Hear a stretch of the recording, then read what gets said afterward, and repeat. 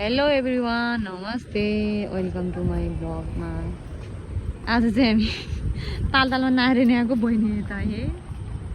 अनि म छु यहाँनिर। वाउ, वेदर इज सो कुल कुल। कस्तो दामी देखेको, दामी देखेछ त। त्यो चाहिँ नारायणको पुल, बुद्धको मूर्ति। अनि नारायणी नदी चाहिँ बढेर यत्रो ठुलो ठुलो भएछ। अनि कस्तो राम्रो भएछ मौसम चाहिँ।